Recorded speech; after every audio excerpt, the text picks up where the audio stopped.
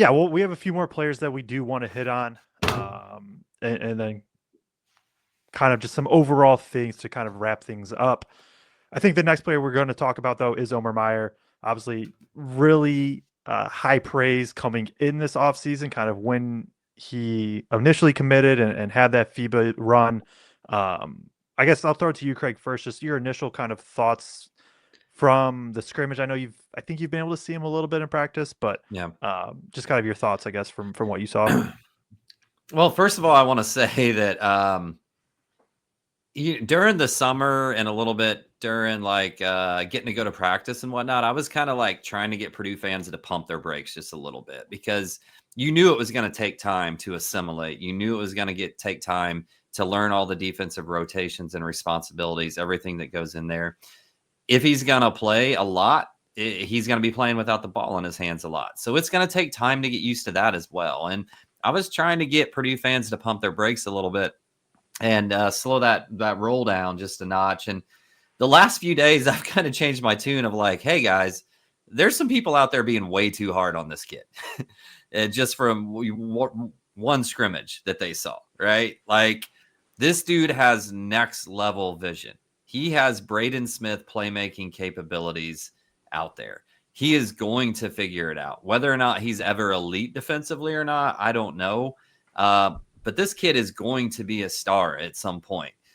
Next year, we're probably going to see the ball in his hands a lot more, which is going to be more comfortable for him. He's got to figure out how, and we still didn't get to see it, right? I've yet to see it in a scrimmage at a practice or in this scrimmage, because when they're going head to head, they're running as a point guard versus point guard together. None of us have any idea what that looks like. It's going to happen. They're not only going to play Mayer 5 minutes to back up Braden Smith in this offense, right?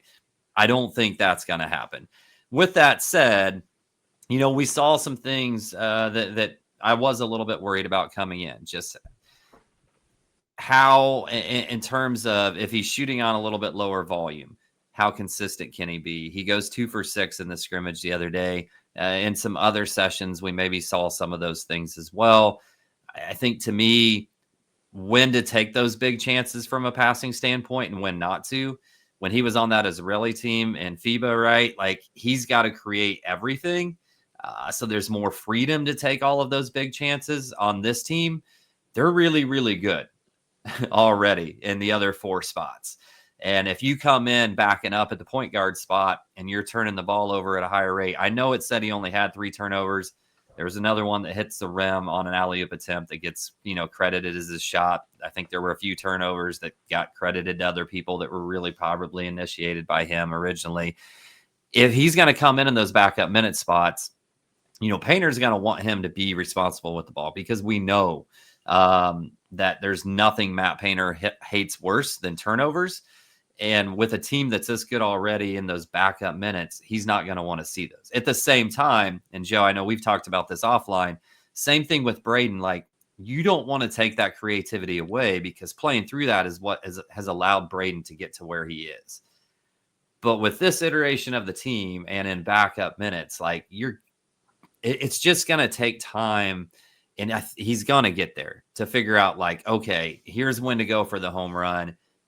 Or here, like, I've got one of the best post players in the entire country. Just get him the ball, Yeah, like, the talent's definitely there. It may take him a little bit to really get adjusted. I think I'm not really concerned about him playing off ball. If anything, it might just help him, I think, especially early on in his career. He's played off ball before. You go back to the FIBA U18, he played alongside Ben Serov. Ben Serov averaged 28 points a game during that FIBA U18 Eurobasket, in which they took, I believe, 3rd or 4th. Right. He's shown that he can do it. I don't really have concerns with him off ball when he's alongside Braden, because then actually at that point, it'll be more of like, hey, you're probably in a position to just score the ball. Like, just go be a shooter, go be a scorer. You don't have to worry as much about facilitating. Defensively, like, I think he has the build to be a solid defender, really stocky legs, really strong base. I've said it, though, like, I think he has a little bit tighter hips, and it makes it a little bit tougher for him to really open up laterally to be able to stay in front well. But I don't think he'll be asked to ever be kind of that lead defender He feels to me more like that secondary perimeter guy defensively.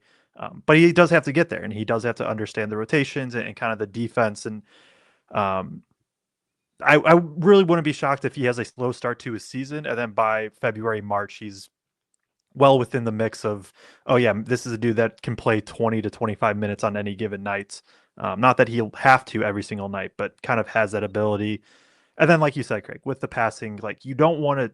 Part of what makes Meyer is the ability to get to these funky angles and understand where guys are going to go and get the ball to where it needs to be. Sometimes that comes at the cost of turnovers, right? Like knowing for Purdue fans, like knowing what we know now about Braden, like would anybody want to go back and take away some of those turnovers his freshman season where he simply had to work through things? Like I think anybody would, but this is a different scenario. That team was a surprise team that ended up being a 1 seed. This is a team that is you know, one of, if not the favorite to win the national championship. So different context, and it's just curious. It's sort of like last year's not problem, but question surrounding like CJ specifically of like, hey, CJ's pretty good. Like, should we get him more looks? But also, do you take the ball out of Braden's and TKR's hands? Like Right. Meyer's kind of in that spot too of how do you balance it all. So it's going to be interesting to see. It is a luxury to that he can be there's a scenario where he can be like the 9th or 10th best player on this Purdue roster. And I don't think that's like a bad thing per se for Purdue. Obviously his ceiling is much, much higher than that. But like if he plays backup point guard minutes for 5 minutes and gets another 5 to 10 somewhere else, like I don't think that's a indictment on Purdue this season.